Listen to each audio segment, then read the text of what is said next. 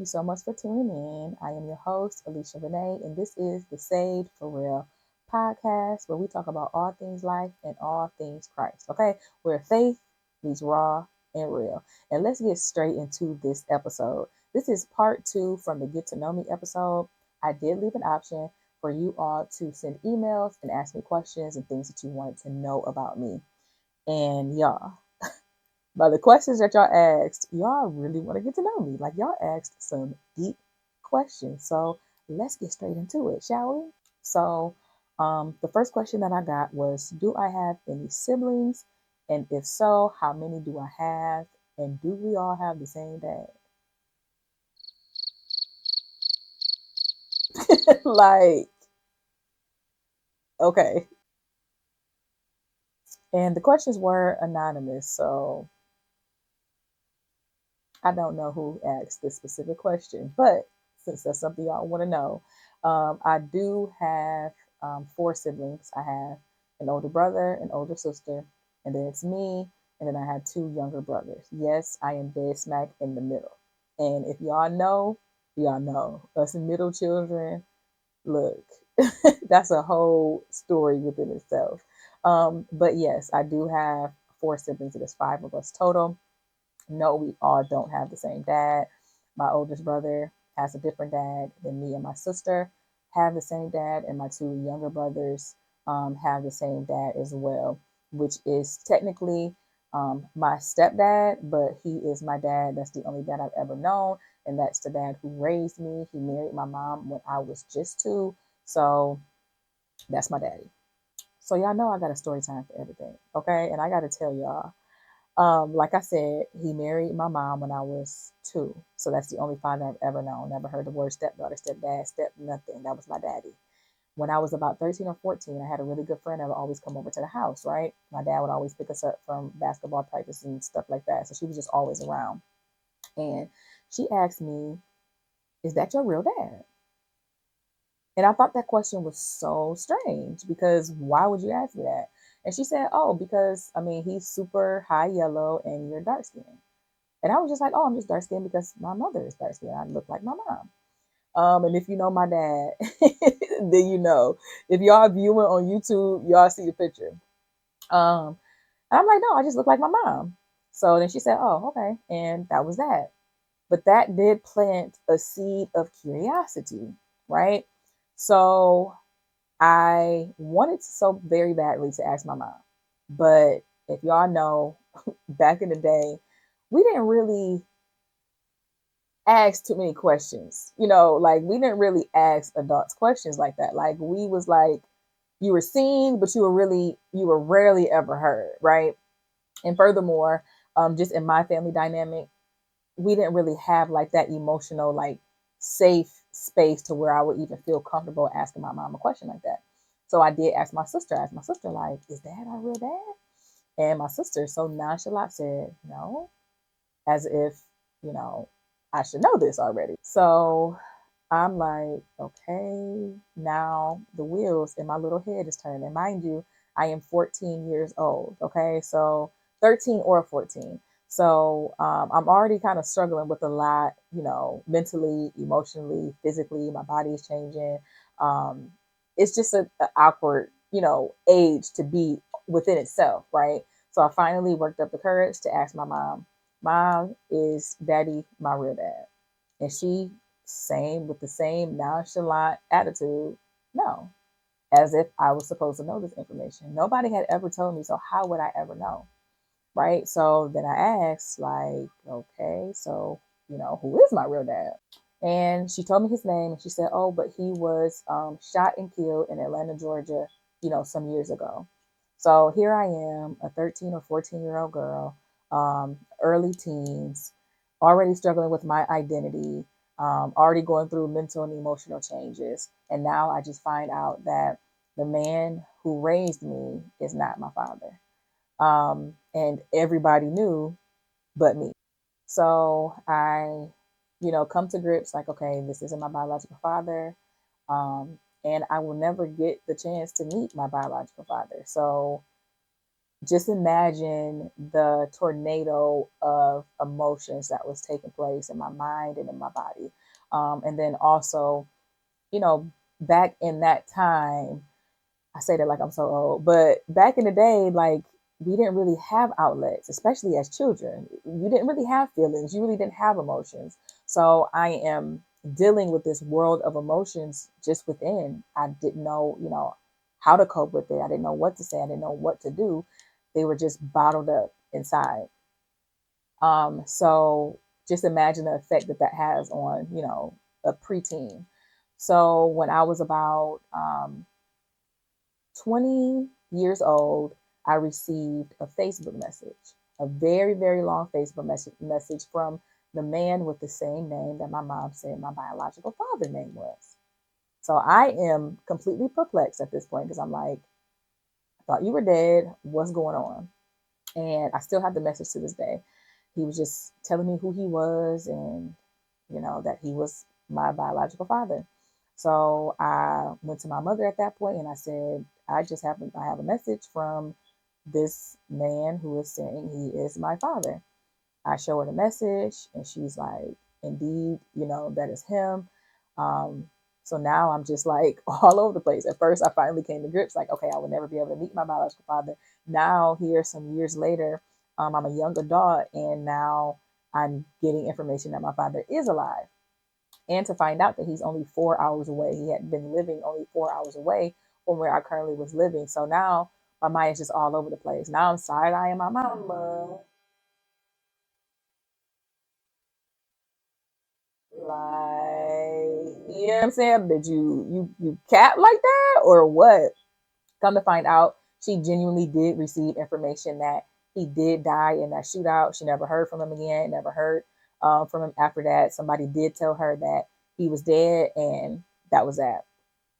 So once we met through Facebook, I wanted to meet him in person. My mom agreed, and me, my mom, and my sister um, went to where he was to meet my biological father for the first time face to face at 20 years old. So, to give context, I always kind of felt different when it came to my family. I always felt like there was a part of me that just really didn't connect with my family. I just kind of felt just different, not on a broad scale, but there was just a part of me that I didn't know where this part of me came from. So I struggle with identity a lot.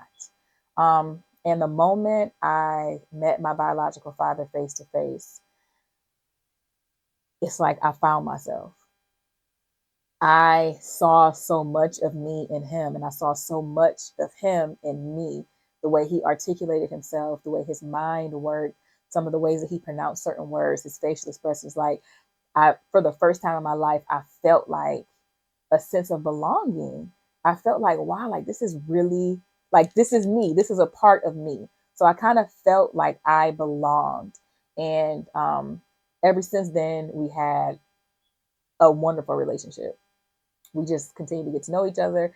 I even had the bright idea of me moving down there with him, which I did, which didn't last long just because there were so many differences. He really wanted to be like a father figure to me, and I was already a young adult, and I already have a dad. You know what I'm saying? Like the man who raised me, that's my dad, and he will always be my dad. And I didn't take well to him trying to be like a father figure. So that didn't last long, but it didn't hinder our relationship much. I ended up moving back with my mom, and our relationship just continued to grow until I turned 22 and I decided to join the army. Now, my biological father was very, I'll just say pro black for lack of a better word, like pro black, okay? He was very pro black, very anti colonialism, right? He was a Black Panther at one point in his life. So he was just pro black, okay? And the fact that I joined the army, which in his eyes was the white man's army, that drove a huge wedge in our relationship. And we stopped talking for some years. We ended up mending our relationship and we began talking again, but then I decided to marry a Caucasian man. And he was just convinced that I did this on purpose. He was convinced that I just did this to upset him. But it wasn't. That was the man who I was in love with at the time. And then to add insult to injury, I had a baby by that Caucasian man. Okay. And the baby came out looking Caucasian. Okay. He didn't even look mixed. He was looking straight up Caucasian. So that was like the end of our relationship. He was just so upset that I could betray our people. And, I get it. Those are his beliefs. And I had to live my life. And I decided to live my life and move forward. Um, in the beginning of 2022, I did get notice that he was sick. So we didn't talk for years. I had my son when I was 25, and we didn't talk again till I was about 31. It was 2022. I had my son in 2015, and I didn't talk to my father again until about 2022, right before he passed. So I got word that he was terminally ill and that he would be passing soon. And I allowed pride to get in the way of me making sure I was by my biological father's side before he passed. Um, a year or two before he passed, I have fully accepted Christ. And within me, fully accepting Christ in my heart, I forgave him. I forgave him for not being there. I forgave him for the daddy issues that he caused unknowingly. I forgave him for his absence. And I never got a chance to verbalize that to him because of pride. And that is one regret that I still have to this day. So, what I want to take the time to say now is if you have a mother or a father that is alive, there is no wrong or no hurt that they could possibly do to you that is worth you not showing forgiveness and not reaching out. Life is so short. I never thought that he would have passed without us being able to speak again, without us being able to be on good terms again. Now, like I said, I did forgive him in my heart, but I still allowed pride to stop me from verbalizing that. And I do feel like if I would have verbalized to him that, hey, I forgive you, I am over it, I don't hold it against you no more. I feel like he took that with him. And that's not something that I would want my biological father, good relationship or not. That's nothing that I would want for him to take to the grave. So if you have a parent, no matter what they did, no matter what they said, no matter how absent they were, there is no amount of pride or forgiveness that's worth the feeling of regret, because I can't go back. I can't change the hands of time. I can't, be by his bedside. He passed away in April of 2022. And I didn't get a chance to say goodbye because of pride. I didn't get a chance to let him know that he didn't have to be sorry anymore, that he didn't have to, you know, try to earn a spot in my life anymore. And that's something that I truly regret. So use me as an example. If you got a mother, call her. If you got a father, call him. It doesn't matter what they did. At the end of the day, God is going to judge us. God is going to judge our heart. He is not going to hold them accountable for our actions. We are going to be held accountable for our own actions, and you're going to be the one left with the regret. So that is the story about me meeting my biological father at the age of 20 and then losing him at the age of 31, I believe. So love your parents, y'all. Love your parents. So the next question is, how many years did you serve in the military and did you go to war? So I served about 9 years in the Army, and I did go to war in support of Operation Enduring Freedom in 2013, 2012 going into 2013. Um, so most of my adulthood was spent in the military. I joined when I was 22 and I got out when I was 31. So a lot of my stories and experiences and the things that I saw in my relationships, in my friendships, a lot of that took place while I was in the Army. I met my ex-husband, which is my oldest son's dad, and my ex-boyfriend, which is my youngest son's dad, both in the military. And that leads me into my next question, and it is, y'all was getting deep on these questions. How did your son's father pass, and how do you handle your son not having his dad? What advice do you have for a mother who is in a similar situation? So, um, my son's dad passed away via suicide. He, this is still kind of hard for me to talk about, but he lost his battle to depression, and with some untreated um, trauma that he experienced going to war himself, um, it just all caught up to him.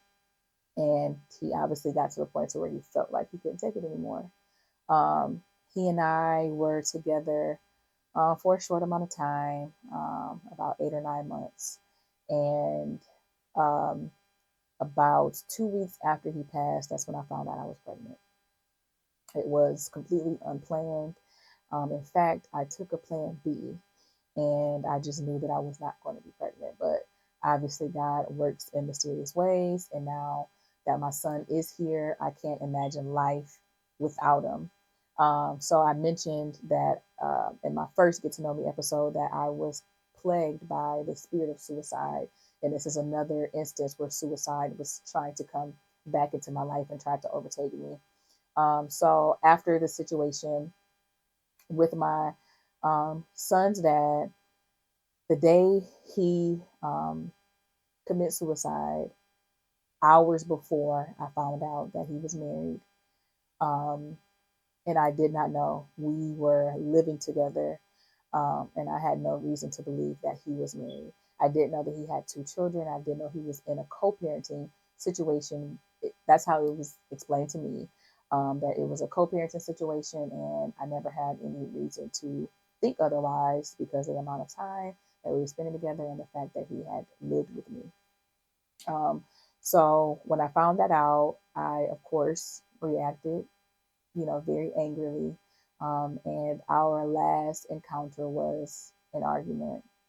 And that's another regret that I have, is that I said some things that I didn't mean. I said some things out of anger. I said some things out of frustration, and I was never able to apologize. And the fact that he took his life that night, it haunted me. And I had come to the conclusion that I was going to take my life as well. Now, this is how God works. So, my oldest son was at home in Ohio. At the time, I was stationed in Fort Campbell, Kentucky. And my oldest son, he was about 2.5 at the time, he was in Ohio with my parents because I believe I was doing some type of training. I was always doing some type of training. So, I was always sending my son home to Ohio. Um, and so he had already happened to be gone. So when I had the plan to end it all, it just worked out perfect. My son has always had a supportive family. My ex husband's mother and father are super supportive. My mother and father are super supportive. My sister. So Carter had a safety net. Like he was going to be good, even though his father wasn't active at the time. Everybody else was. So I knew Carter would be taken care of. That's why I was okay with moving forward with my plan to end it all. And the night I was going to execute, the night I was going to take my life, I felt nauseous. I felt sick. And it was a familiar feeling to when I was pregnant with my first son. So, out of curiosity, I decided to go and get some pregnancy tests. And in my mind, I'm like, no, I know I'm not. I know I took the plan B. Like, I know I'm good. Mind you, mentally, emotionally, physically, all over the place, because this is just weeks to me losing my boyfriend, and with the circumstances of him being legally married. Um, I couldn't even attend the burial. I couldn't attend the funeral. Um, so that's a whole nother thing. Just imagine how I was feeling, right? So I went to the store and I got the pregnancy test, but all along I'm like, okay, I know I'm not pregnant, but just take the pregnancy test, just in case. All along, this was the Holy Spirit guiding me to do this, right? So I take the pregnancy test. I took like 5 of them, all of them positive. All 5 pregnancy tests were positive, and I knew I couldn't go through with my plan. So then I began to cry and scream. I was so frustrated because I was ready. Like, this was my time. I had attempted several times before. It had been on my mind heavy. I was plagued with suicide and suicidal ideation. So I was like, okay, it's finally my time. It's like, it's perfect timing. Carter's away. He's good. Like, it was perfect timing. So the fact that those pregnancy tests came out positive was nothing but God. And so I proceeded to schedule an abortion because I was going to still go through with my plan. So I called, scheduled an abortion, went down to the clinic, and y'all, I could not get out the car. Mind you, this was not my first abortion. I did have 2 abortions prior to this. So it wasn't like, oh, I was just scared, or I didn't want to do it. Like, no, I very much wanted to do it, and I very much was not scared. The Holy Spirit literally did not allow me to get out the car. They came to my car because, when y'all go to the Planned Parenthoods, um, they have people that escort you in because there's like protesters and stuff outside. So they came out to my car and they're like knocking on the window, like telling me to come on. And I was like stuck. I literally could not move. So I ended up turning my car back on and just driving away. And obviously, I have my son. And obviously, I could not go through with my plan to end it all because now I was pregnant. And God allowed me to become pregnant so I wouldn't carry out the plan. God is so strategic, and He is so mindful, and He is so loving that He knew once I found out I was pregnant, He knew I wouldn't go through with the plan. So now I have a happy, healthy 6-year old who is just the light of my world. Okay. And God knew that I could not make it without Him. And so, how do I deal with my son not having a dad? I don't know if I deal with it. I don't know um, if I'm saying the right things, if I'm doing the right things. I've never been in this situation, so I don't know. I just do what I think is best. Um, Thankfully, I do have a very supportive village. My ex-husband, who's my oldest son's dad, plays a big role in his life. When he gets my oldest son for the weekends, some weekends he'll also get my youngest son. His parents include cash for the summer vacations. So Carter's family, which is my oldest son, has been getting Carter for the summer since he was about 2, and um, ever since Cash was about 2, Cash has been going with them on those summer trips as well. They are wonderful. Like, they don't miss birthdays, events, like none of that. Christmas, like everything they do for Carter, they do for Cash, and I am just so grateful for them, and grateful for my brothers, my baby brother. He plays a huge part in my son's life, and I'm just grateful. So I just do the best that I can. He is getting older now, so he does have those feelings, and he has a little outburst. I wish I had my dad. Everybody else has their dad. It's not fair. And I just try my best to kind of talk him through those emotions. I don't invalidate them, but I talk him through them, and I comfort him because I don't really know what else to do. So advice that I would have for somebody who's in a similar situation: seek the Lord, have a village, um, incorporate your family, any male figures that you can have around, um, and stay prayed up. That's all I got, because I'm struggling myself. So the next question, okay, this is a little lighter question. Okay, let's change the mood up a little bit. It says, "What is your favorite part of being a mother?" My favorite part of being a mother is seeing the positive seeds that I plant in my kids, seeing them come to harvest, right? So, for example, when we're praying, I will hear them reference scripture or them talking to each other. I'll hear them, talking about God or talking about the Bible. Or we'll get in the car and they want to hear, a gospel song. Like, so just seeing the fact that I changed my life and I gave my life to Christ and seeing how it is reflecting through them, top tier. Like, I just love it because I wasn't always this way. And they reminded me not too long ago, we had a conversation. Carter was like, Mommy, remember when you used to smoke? You remember you used to cuss randomly? And I'm like, boy, kids will really humble you. I'm like, yes, son. I remember when I used to do those things. And he said, but God changed you. And I'm like, right, you're right, son. God definitely changed me. So the fact that the change that I make in my life is making a change in their life. I literally just love to see that. I love to see them having that curiosity and that hunger for God themselves, right? Because I don't force it on them. I just live my life, and it's it's spilling over to them, and they're starting to grasp it, and I love it. So at this point, that is my favorite part of being a mother. The next question is, what did you want to be when you were younger? I wanted to be in the WNBA. Like, I wanted to be a hoop star. Like, you couldn't tell me that I wasn't going to the WNBA until I didn't go. But I definitely wanted to go to the WNBA. I never really wanted to do anything else but go to the WNBA. Like, basketball was my livelihood. That was my outlet. That's where I found my identity. Like, that was me, and basketball was all the way.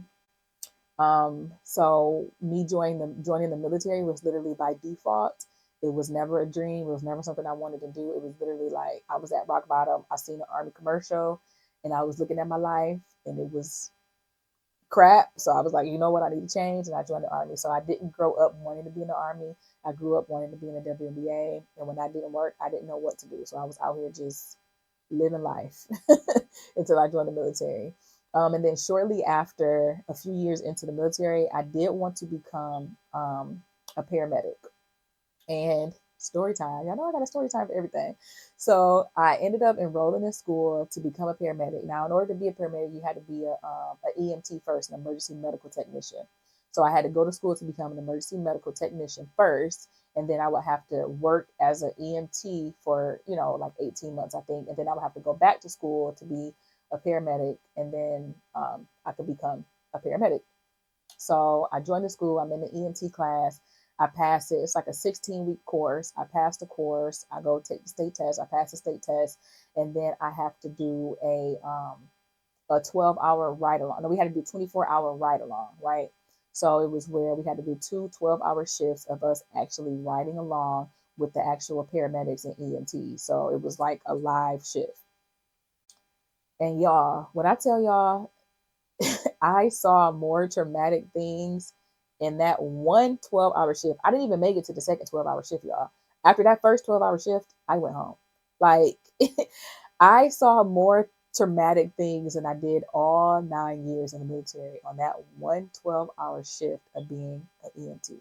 Okay, so the county that I was working in at the time, it was in Kentucky, and it was an older county. So, like, 10 minutes in the shift, we got two calls, right? Both of them dead. Okay, they were older. One was a male, one was a female. They both were dead. Not too traumatizing because it was already dead on the scene, but we still had to show up. We still had to hook the heart monitor up to make sure there was nothing, and then we had to call the coroner out to, talk to the family, take the report, all of that. So not too traumatized. I mean, it was still two dead bodies, but I mean, they was old. It looked like they had plenty of life to live.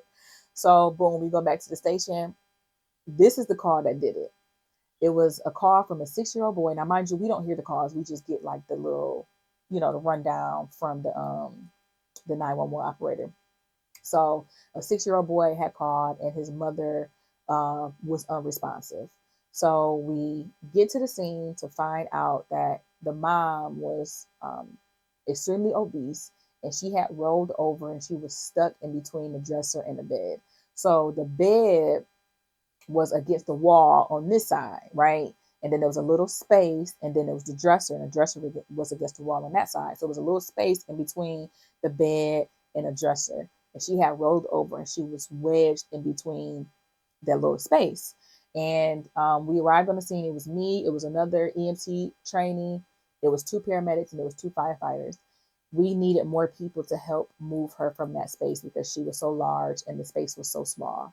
So we ended up calling two more firefighters and two more paramedics and two more EMT. So it's like 12 or 14 people on the scene trying to get her out.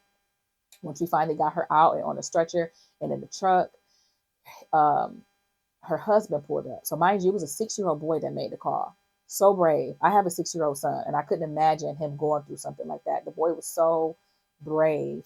So the dad pulled up with their other kids, and the screams that was being let out from those babies' mouths and the scream from that husband is something that I will literally never forget. I literally think about this family almost every single day. And I cry for this family at least twice a week because I don't have the emotional capacity to do this. Okay. Now it was fun, right? I loved learning the anatomy of the human body, how everything worked, right? But I don't know how medical professionals do this job without being emotionally like tormented, right? So we're in the truck, we're working on her, we're doing CPR, and we get to the ER and we pass them off to the nurses. Now, the thing is, that's it. You pass them off to the nurses and that's it. You don't get a follow up. You don't know if they lived. You don't know if they survived. You don't know what happened. So when we got her to the ER, we were still doing CPR and then the nurses ended up taking over. We did get a pulse, but she was not breathing on her own. So I don't know if she made it or not. And that still haunts me to this day. When I tell y'all, I cried in the back of that truck like a rat eating onions leaving. And they was looking at me like I was crazy. And I'm like, how how are y'all not emotionally affected by this? Like I was just emotionally all over the place. I was crying for the babies, I was crying for the husband, I was crying for the woman, and then the thought that I did not know if this still to this day I don't know if that woman is alive or if she's not. And the thought of that makes me sad. The thought of thinking about those kids and that 6-year-old boy and how traumatizing that must be that he had to call 911 for his mom. I can't take it. So after that experience, I had a newfound respect for nurses, EMTs, paramedics. First of all, EMTs and paramedics are very, very, very, very underpaid. Okay, because baby, I got a newfound respect for everybody in the medical field because I don't know how y'all do it emotionally. I could not do it. I literally finished that shift, and then it was we had three more calls, and all three of those calls um, were very gruesome, bloody, scary scenes. And after that shift, I knew that that's something that I could not do. I was not emotionally capable of working in a field like that. So that was that, y'all. That was all the questions that I have.